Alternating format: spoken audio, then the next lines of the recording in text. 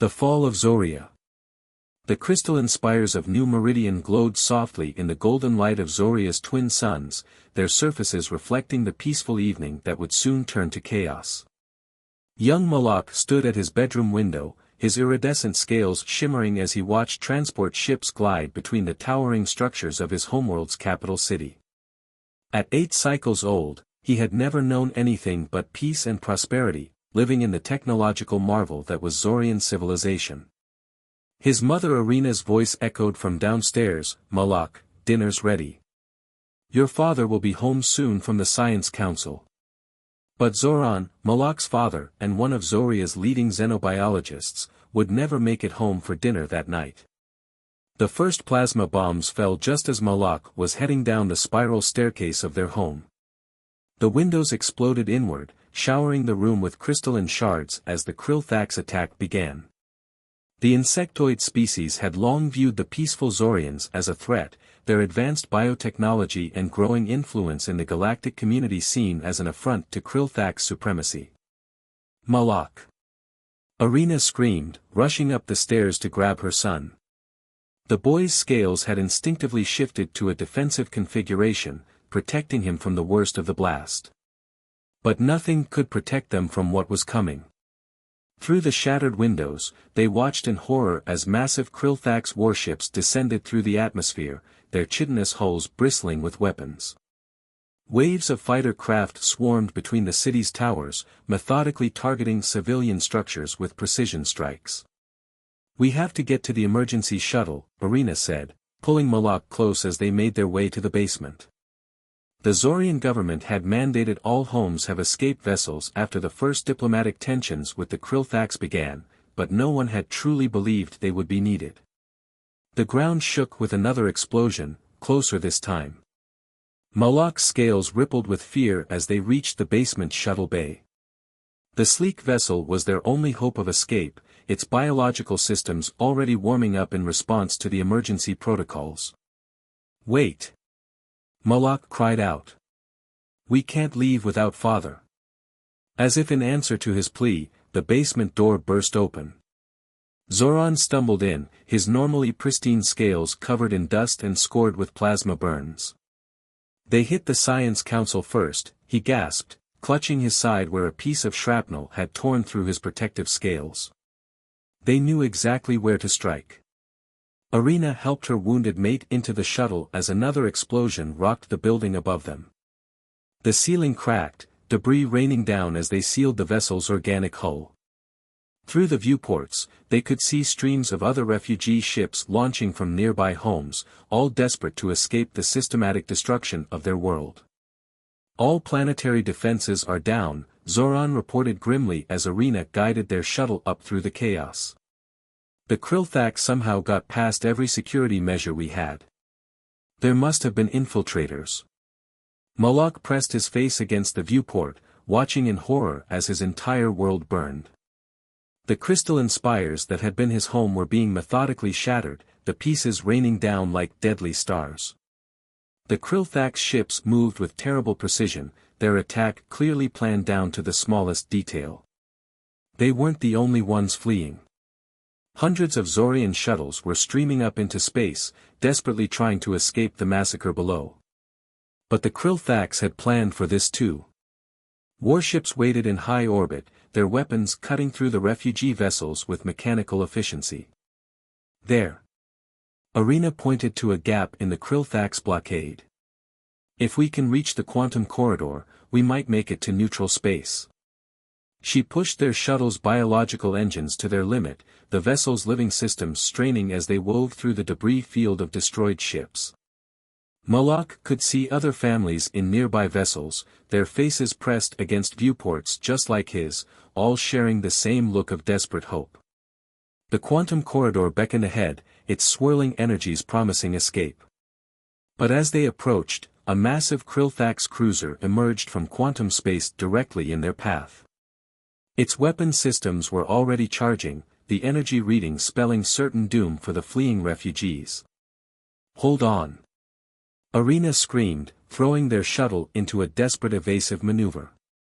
The Krillthax energy beam missed them by meters, but the gravitational distortion sent them spinning out of control. Warning signals flashed through the shuttle's neural interface as multiple systems began to fail. Zoran pulled himself to the engineering station, his wounds leaving trails of purple blood across the deck. "The primary propulsion system is damaged," he reported, his voice weak. "We're losing power to life support." The shuttle limped away from the battle, its once elegant form now scarred and failing. Behind them, Malak could still see the flashes of weapons fire as the Krilthax methodically destroyed their civilization. Each blast of light represented another family, another hope, another future erased from existence. "Emergency beacon activated," Harina announced, her voice trembling as she tried to stay strong for her family. "We're broadcasting on all frequencies. Someone has to help us. The Galactic Council won't let this happen." But as their shuttle drifted further into space, its systems failing one by one, Malak began to realize a terrible truth. The universe was not the peaceful, civilized place he had been taught about in school. It was cold, cruel, and indifferent to suffering. Zoran's condition worsened as the hours passed. The medical systems were offline, unable to treat his wounds properly. The shrapnel had torn through several vital organs, and the purple blood pooling beneath him showed no signs of stopping. "Someone will come," Irina kept saying, though her voice carried less conviction each time. "The Lean, the Auric, the Habener, they're our allies. They'll help us." But as distress call after distress call went unanswered, as they watched ship after ship turn away from their plight, Malak learned another harsh lesson. In times of crisis, allies could become strangers, and promises could turn to dust. Their air was running out. The shuttle's biological systems were dying, the once living vessel slowly becoming nothing more than a metal tomb drifting through the void. Malak huddled close to his mother, watching his father's labored breathing, and wondered if this was how it would end. Then, through the static of their failing communication system, a new voice spoke. It was unlike any alien language Malak had heard before, but the universal translator still functioned enough to convey its meaning. "This is Captain Marcus Reynolds of the Earth Alliance vessel Resolve. We've received your distress call and are en route to your position. Hold on, help is coming." Malak didn't know what humans were, had never heard of Earth or its alliance. But in that moment, as hope flickered back to life in his mother's eyes, he knew one thing with absolute certainty: everything was about to change. First contact. Captain Marcus Reynolds stood on the bridge of the Resolve, his hands clasped behind his back as he studied the tactical display. The small Earth Alliance vessel had been conducting routine patrols along the Quantum Corridor network when they'd picked up the Zorian distress signal. Now, they were racing against time to reach the crippled shuttle before its life support failed completely. "Status report," Reynolds barked, his eyes fixed on the rapidly closing distance. Lieutenant Sarah Chen at Tactical responded immediately, "The Krilthax warship is still in pursuit of the shuttle, sir. Their weapons are hot, and they're not responding to our hails. 28 minutes until intercept."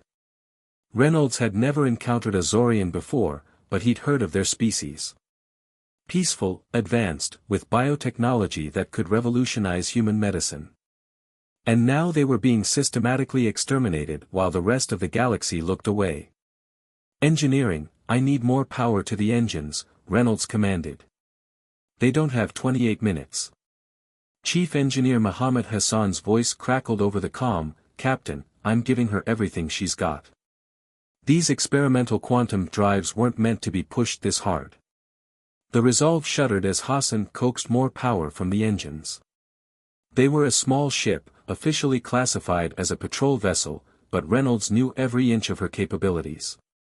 They would reach the Zorians in time. They had to. "Sir," Chen interrupted, "we're receiving a transmission from the Galactic Council fleet. They're ordering us to stand down. They say this is an internal matter and human intervention could destabilize the entire sector." Reynolds' jaw tightened. He'd dealt with the Council before, a collection of ancient species more concerned with maintaining their power than protecting the innocent. "Send them our standard response," Lieutenant.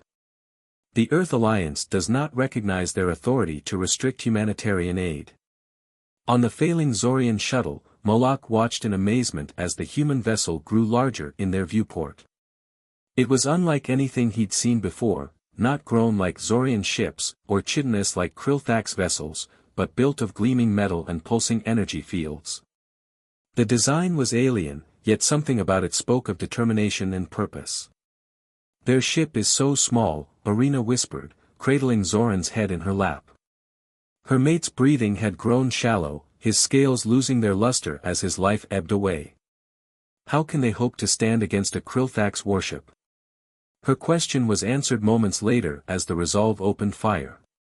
Human weapons technology, while different from the energy-based weapons of most galactic species, proved devastatingly effective. Railguns accelerated projectiles to relativistic speeds, while focused antimatter beams disrupted the Krilthax shields in ways their defenses had never been designed to handle. The bridge of the Resolve erupted in controlled chaos as the crew executed their attack with practiced precision. "Target their weapon emplacements," Reynolds ordered. "Let's give them something to think about besides that shuttle." The Krilthax warship, caught off guard by the human vessel's unexpected effectiveness, turned its attention away from the Zorians. Its own weapons blazed to life, but the Resolve was already moving, its experimental drives allowing it to dance through space in ways that seemed to defy physics.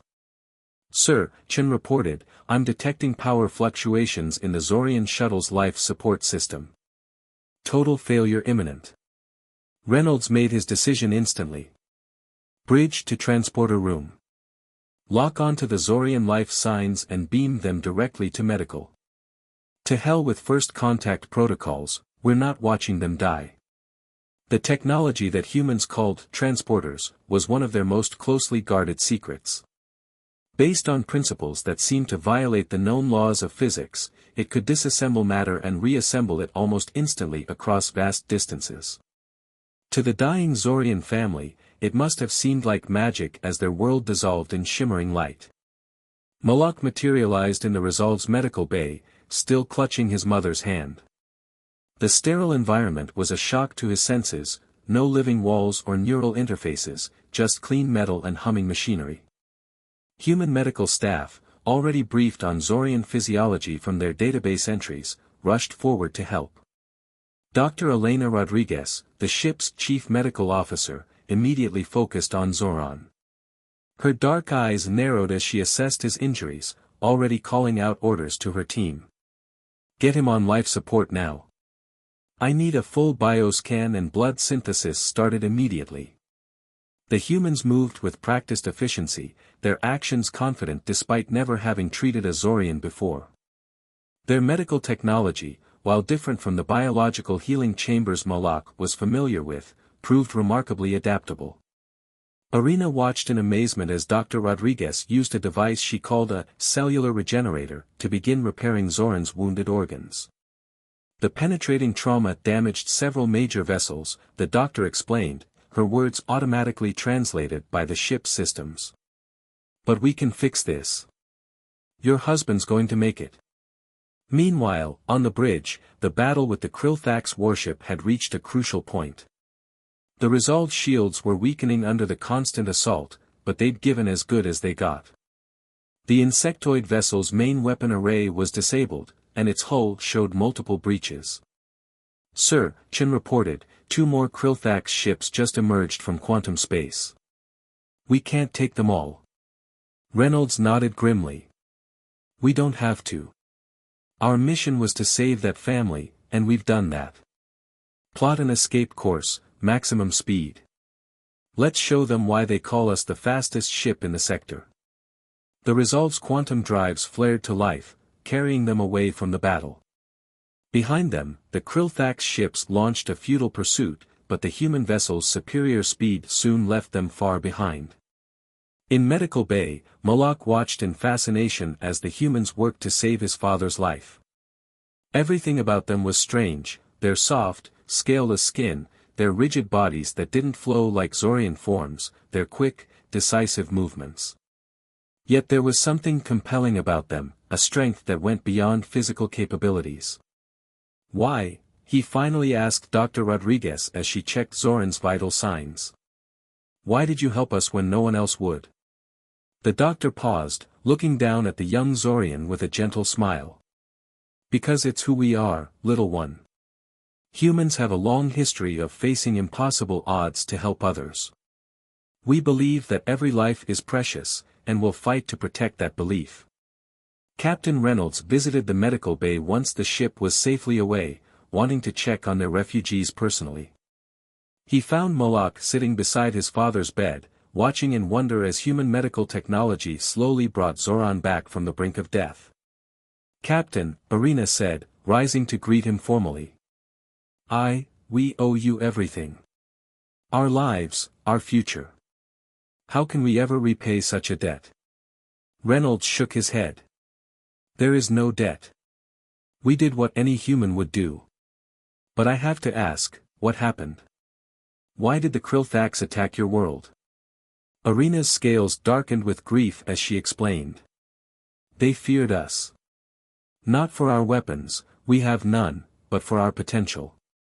Our biotechnology was advancing too quickly. We were sharing our discoveries with other species, helping them cure diseases, extend their lives. The Krillthax saw this as a threat to their dominance. And the Galactic Council? Reynolds prompted. Why didn't they intervene? Politics, Irina spat the word like a curse. The Council fears the Krillthax military might. They'll issue strongly worded condemnations, impose symbolic sanctions, but they won't risk open conflict. They left us to die rather than risk their comfortable positions. Reynolds' expression hardened. Well, humanity has a different perspective on such matters. We're taking you to Earth Alliance space. You'll be safe there. And then we're going to have some very serious discussions about what happens next. Moloch looked up at the human captain, seeing the determination in his eyes. What do you mean, Captain? I mean, young one, that humanity has been looking for allies in this galaxy, real allies, who share our values and our commitment to protecting the innocent. Perhaps it's time we showed the Galactic Council and the Krillthax that there's more than one way to be strong. As the resolve carried them toward Earth space, Moloch reflected on how quickly everything had changed. His world was gone, his people scattered, but something new was beginning. The humans were unlike any species he had encountered, combining technological prowess with an unshakable moral courage. In the ship's observation lounge, he watched the stars streak by and thought about Dr. Rodriguez's words. Every life is precious. It seemed such a simple principle, yet it had moved these aliens to risk everything to save 3 strangers. Perhaps, he thought, that was the greatest strength of all. Echoes of war. The Grand Chamber of the Galactic Council hummed with tension as representatives from 100 species gathered for an emergency session. The destruction of Zoria had sent shockwaves through the galaxy, but it was the human intervention that truly terrified them. On the central platform, High Counselor Vex of the Lean species called for order, his elongated fingers tapping nervously on the crystalline podium. We face an unprecedented crisis, Vex announced, his translator converting his whistling speech into standard galactic common. The Krillthax delegation demands we condemn Earth Alliance interference in what they term internal security operations. Meanwhile, the humans have formally requested emergency membership for the surviving Zorian refugees. In the Earth Alliance Observation Gallery, Ambassador Sarah Chen, newly promoted from her position on the Resolve, watched the proceedings with carefully controlled anger. Beside her sat Irina, her iridescent scales dim with grief but her bearing proud. Moloch and his father Zoran remained on Earth, where human medical technology continued to aid Zoran's recovery. The Council recognizes Ambassador Kith Tal of the Krillthax Imperium, Vex announced. The insectoid diplomat rose on its 4 hind legs, compound eyes gleaming. The destruction of Zoria was regrettable but necessary. The Zorians' unrestricted sharing of biotechnology threatened the established order. Their research into genetic manipulation could have destabilized entire ecosystems, entire species. We acted to preserve galactic stability. Chen's hands clenched into fists, but Irina placed a calming hand on her arm. They had planned for this moment, knowing the Krillthax would try to justify their genocide. The Council recognizes Ambassador Chen of the Earth Alliance, Vex announced next, his tone carefully neutral. Chen stood, her dark eyes scanning the assembly. I speak not only for Earth today, but for basic sentient rights. The Krillthax claim they attacked Zoria to preserve stability. Let's examine that claim with facts, not fear. She gestured, and holographic displays materialized throughout the chamber, showing Zorian medical research data. Every advancement the Zorians made was publicly documented, peer-reviewed, and freely shared. Their genetic research focused on curing diseases, extending lifespans, and healing environmental damage. They developed treatments that saved millions of lives across dozens of species. The chamber erupted in murmurs as Chen continued, the only thing the Zorians threatened was the Krillthax monopoly on certain medical technologies. This wasn't about stability, it was about profit and control. Kithtao's mandibles clattered in agitation. The humans have no standing here. They are barely out of their gravity well, yet they dare to lecture species that have navigated the quantum corridors for millennia. We dare, Chen replied firmly, because someone must. While this council watched in silence, the Krillthax massacred civilians. While you debated protocol, children died. The Earth Alliance acted because every moment of inaction was a moment of complicity. In the shadows of the council chamber, other discussions were taking place. Representatives from smaller powers watched with growing interest as humanity challenged the established order. The Habener delegation, guilty over their failure to help the Zorians, quietly approached Chen during a recess. Your people's courage is admirable, the Habener ambassador whispered, his feathered crest rippling with emotion. But the Krillthax will never allow you to protect the Zorian refugees. They will demand their extradition.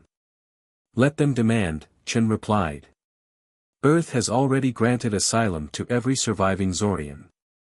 We've integrated their biotechnology research into our medical programs. The genie, as we say, is out of the bottle. The news spread quickly through the council chambers. Humanity wasn't simply protecting the Zorians, they were actively collaborating with them. Human adaptability combined with Zorian biotechnology could shift the balance of power in the galaxy. Back on Earth, Moloch was experiencing this collaboration firsthand. The Singapore Medical Institute had become a haven for Zorian scientists, including his father. Human and Zorian researchers worked side by side, combining their knowledge in ways that produced breakthrough after breakthrough. Watch this, Zoran said proudly, demonstrating a new hybrid healing technology to his son. Human nanorobotics merged with Zorian organic computing, creating medical tools more sophisticated than either species had developed alone. Together, we're achieving things I never thought possible. But not everyone celebrated these advances. The Krillthax delegation stormed out of the council session, issuing a final warning: the humans have made their choice. They choose to stand with criminals against galactic stability. There will be consequences. Ambassador Chen received the threat with grim determination. She immediately contacted Earth Alliance Command, knowing the Krillthax never made idle threats. Within hours, human colonies along the quantum corridor network began mobilizing their defenses. Irina, watching the council collapse into chaos, turned to Chen with worry in her multifaceted eyes. We never wanted to bring war to your people. Perhaps if we surrender ourselves. That's not how humanity works, Chen interrupted firmly. We knew the risks when we chose to help you. Besides, the Krillthax were always going to challenge us eventually. Better to face them with allies who share our values than to stand alone. As if to underscore her words, reports began arriving from across the galaxy. The Krillthax were mobilizing their fleet, calling in ships from every sector. But they weren't the only ones moving military assets.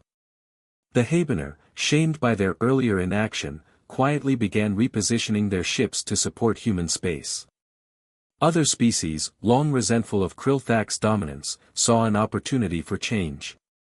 On Earth, Moloch watched the news with growing concern. Human media was filled with debates about the coming conflict, but what amazed him was the near-universal support for protecting the Zorian refugees. Humans, he was learning, had a peculiar ability to unite in the face of injustice. "Your people risk everything for us," he said to Dr. Rodriguez during one of his father's checkups. "Why aren't they afraid?" The doctor smiled as she adjusted Zoran's treatment regimen. "Oh, we're afraid. But humans have a long history of doing what's right despite our fears. Fear of failure doesn't stop us from trying." In orbit above Earth, the Resolve underwent a radical transformation. Human engineers, working with Zorian biotechnology experts, began integrating organic computing systems into the ship's infrastructure. Captain Reynolds watched with pride as his vessel became something entirely new, a symbol of what humans and Zorians could achieve together. "The Krillthaks think they can intimidate us into submission," Reynolds told his crew during a briefing. "They don't understand humanity. Every threat they make only strengthens our resolve. Every demand for surrender only confirms we're doing the right thing." The Earth Alliance Security Council met in emergency session, knowing war was inevitable. But unlike the Galactic Council's paralysis, the human leadership moved with purpose. Resources were mobilized, ships were recalled, and contingency plans were activated. Admiral Helena Santos, commander of the Earth Alliance fleet, addressed the Security Council with characteristic bluntness. "The Krillthaks have superior numbers and established supply lines. But they've grown complacent. They've never faced an enemy who combines human ingenuity with Zorian biotechnology. We'll make every battle count." In the council chamber, as the session drew to a close, Ambassador Chen made one final address: "To every species watching these proceedings, remember this moment. The Krillthaks believed they could act with impunity because no one would dare stand against them. They were wrong. Humanity stands with the Zorians, and we welcome any who share our commitment to justice to stand with us." As Chen and Arena left the chamber, messages began arriving from other species representatives. Some offered covert support, others requested protection, and a few brave ones pledged military aid. The galaxy was changing, and humanity's defense of a single Zorian family had become the catalyst. Moloch, watching Earth's preparations from the Singapore Institute, felt a complex mix of emotions. Guilt at bringing danger to these people who had saved his family, pride in their unwavering support, and hope for a future he had thought lost forever when Zoria fell. "The humans have a saying," his father told him one evening, looking out at the gleaming city lights. "The darkest hour is just before dawn." Perhaps the destruction of our world will lead to something greater, a galaxy where species stand together against tyranny, where the strong protect the weak not because they must, but because it is right. As warships gathered and alliances formed, as humans and Zorians worked together to prepare for the coming storm, that hope began to spread. The Krillthaks had meant to make an example of Zoria, to show the consequences of defying their will. Instead, they had awakened something far more powerful: the human spirit of defiance in the face of injustice, and the unshakable belief that every life was worth fighting for. Rising storm. The Singapore Medical Institute's botanical gardens had become Moloch's favorite place on Earth. Here, among the carefully tended alien and terrestrial plants, he could almost pretend he was back on Zoria. Almost. The Earth's single sun cast different shadows, and the air carried unfamiliar scents, but it was peaceful. Today, however, peace was the last thing on anyone's mind. Moloch watched as his father Zoran hurried across the garden to meet him, the older Zorian's scales shifting with excitement. "It works," Zoran announced breathlessly. "The hybrid shield technology, we've done it. The breakthrough couldn't have come at a better time." The first Krillthaks probing attacks had already begun along the Quantum Corridor network, testing Earth Alliance defenses. Now, thanks to the combined efforts of human and Zorian scientists, they had something that might turn the tide. Across Earth's solar system, ships were being retrofitted with the new technology. The organic crystalline matrices developed by Zorian biotechnology experts merged seamlessly with human quantum field generators, creating defensive shields that could adapt and evolve during combat.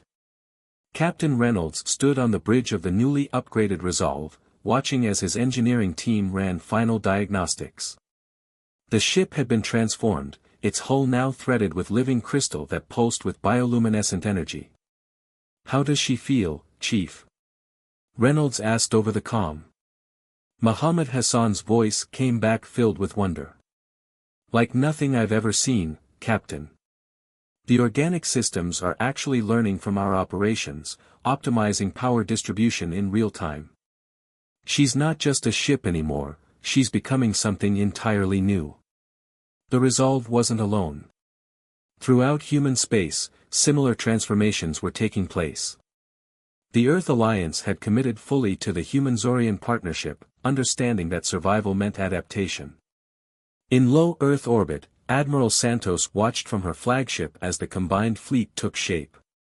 Human warships bristled with rail guns and antimatter projectors, while their hulls shimmered with Zorian biotechnology.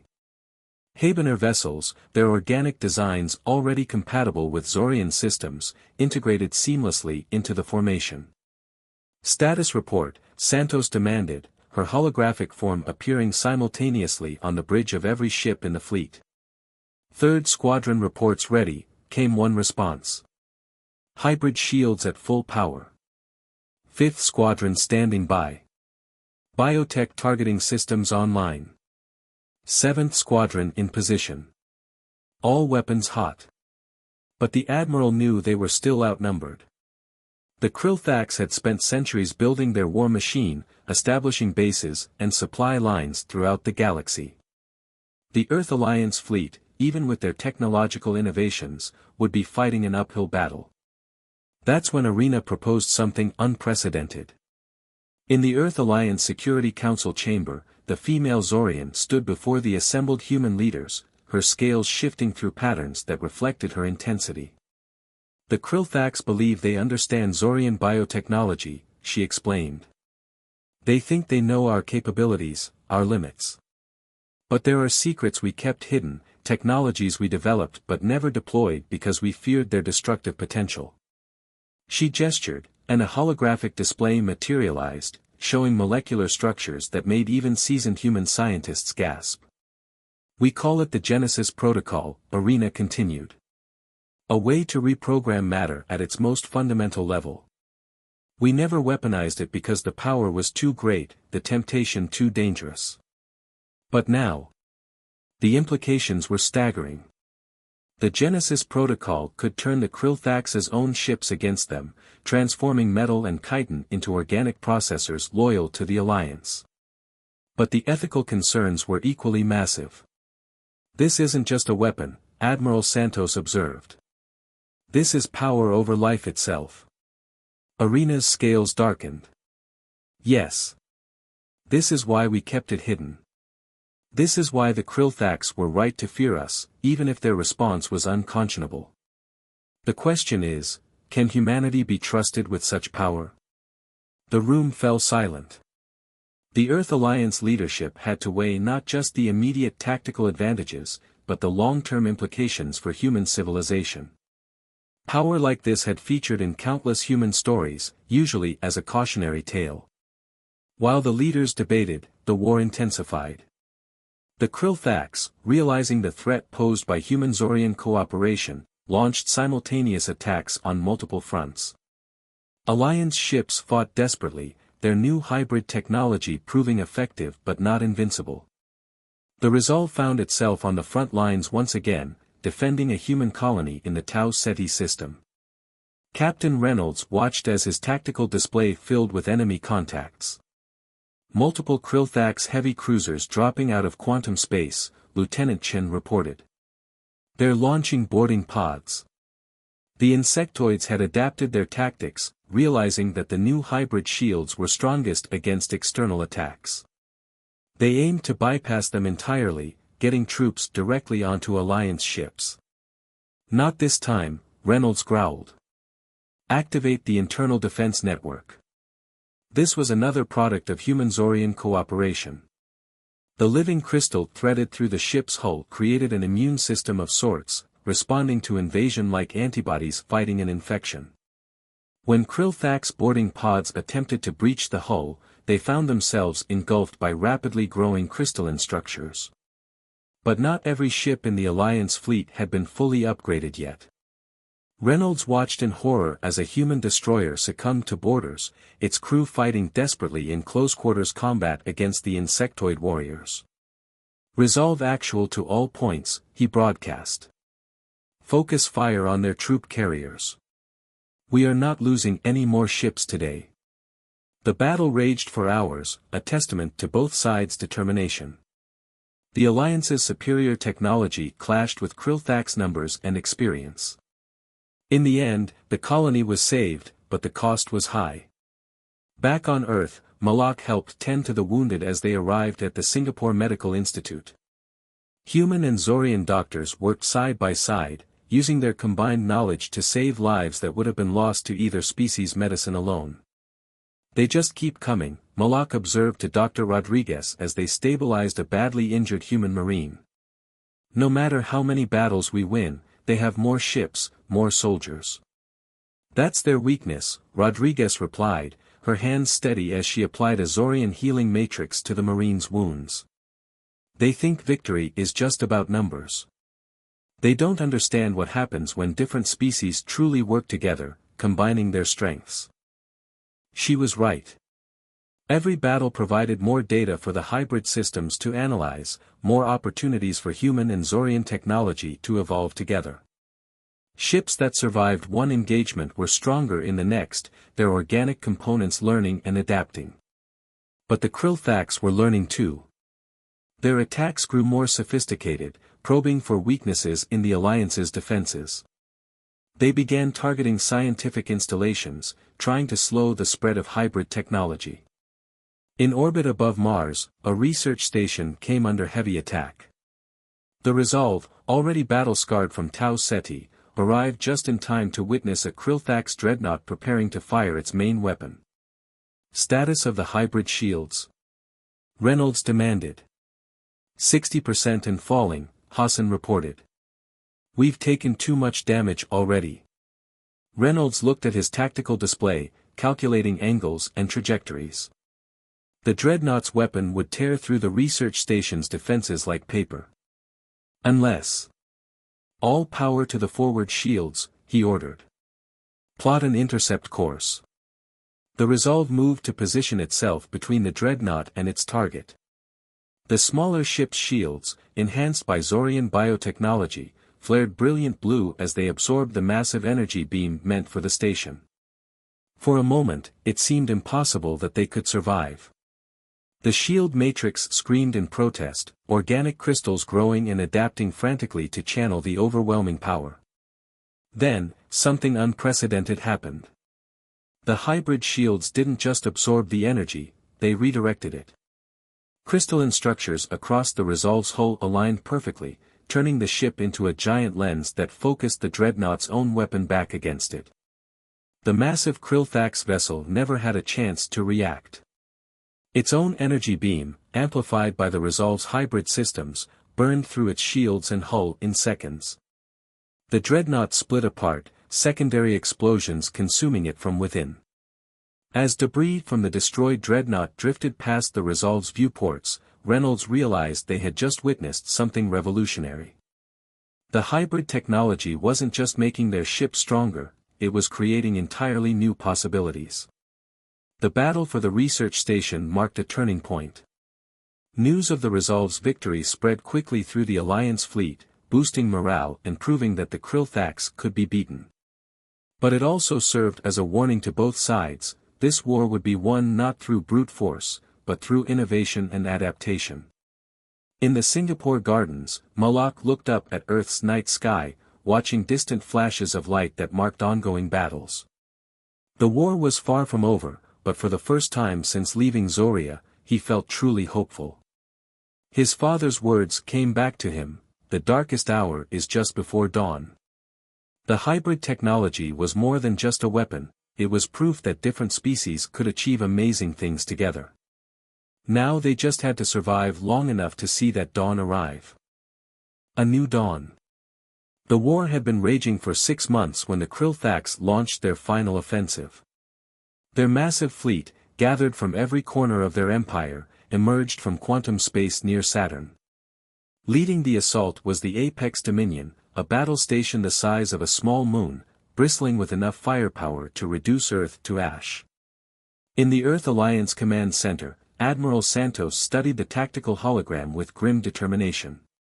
"They're throwing everything they have at us," she observed. "This is their endgame." Beside her, Ambassador Chen nodded. "They know they're losing the war of attrition. Every day, more Alliance ships are upgraded with hybrid technology. Every battle teaches our organic systems new tricks. They have to end this now." The combined Alliance fleet gathered to meet the threat, their ships forming intricate defensive patterns developed through months of combat experience. Human ingenuity, Zorian biotechnology, and Habener tactical doctrine had merged into something entirely new, a fighting force unlike anything the galaxy had seen before. On the bridge of the Resolve, now designated as the Alliance flagship, Captain Reynolds watched his crew prepare for battle.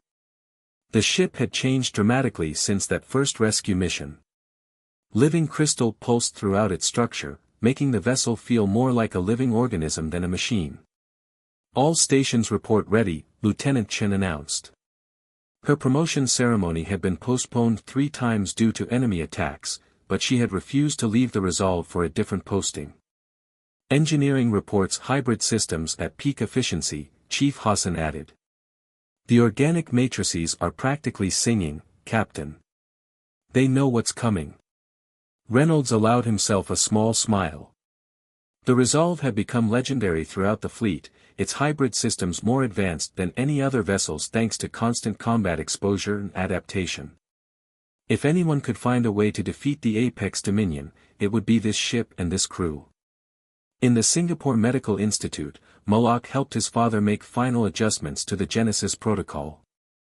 The weapon that could rewrite matter itself had been modified, its power carefully constrained to prevent unintended consequences.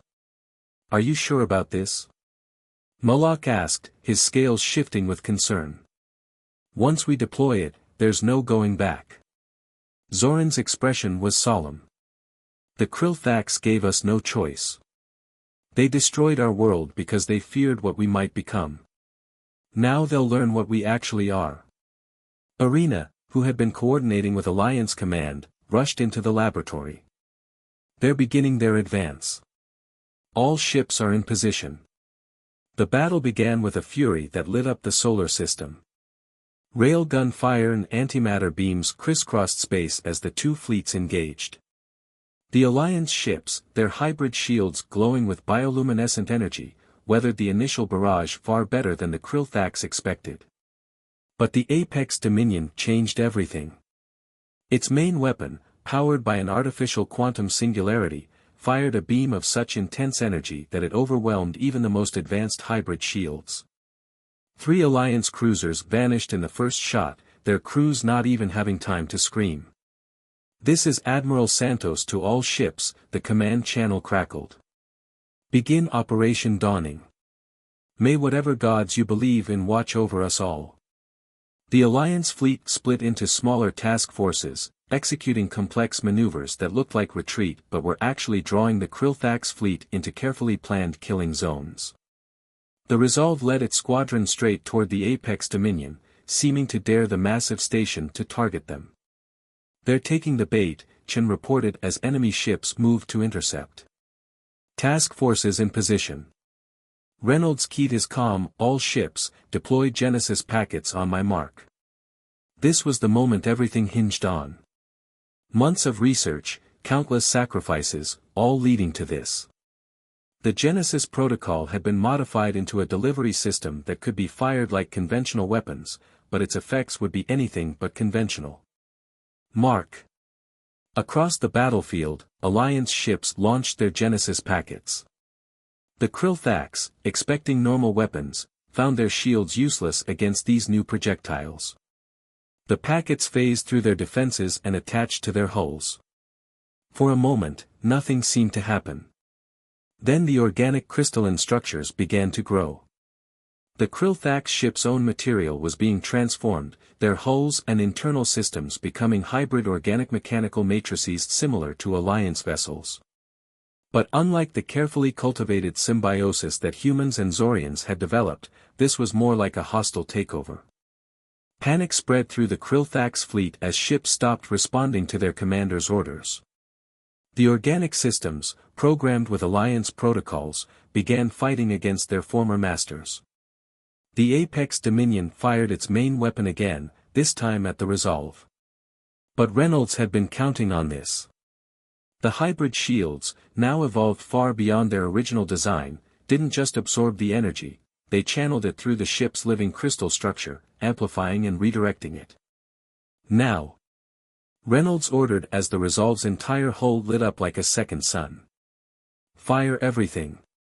The combined energy of the Apex Dominion's own weapon, enhanced by hybrid technology and merged with every offensive system on the Resolve, lanced out in a blinding beam. The massive battle station's shields, designed to withstand conventional attacks, might as well have been tissue paper. The beam struck the station's quantum singularity power core, causing a cascade reaction that began to tear the massive structure apart.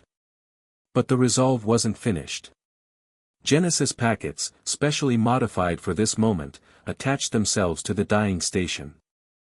All ships, clear the blast radius, Admiral Santos ordered. Operation Dawning is entering its final phase.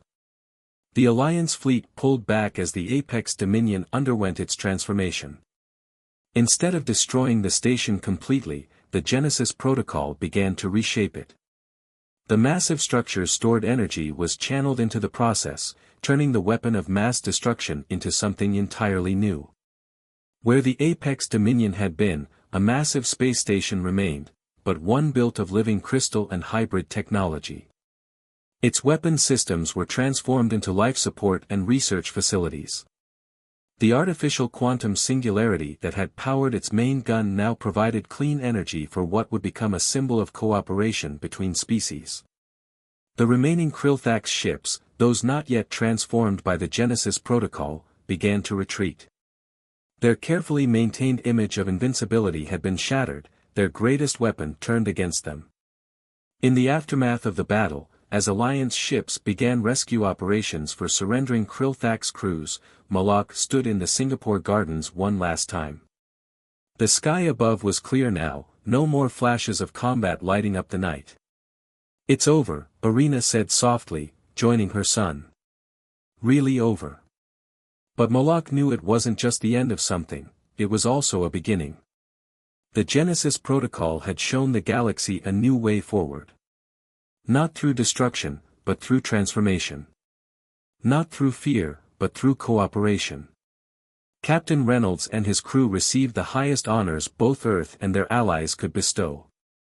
The Resolve, more alive now than ever, became a training vessel where other ships' crews could learn to work with hybrid technology.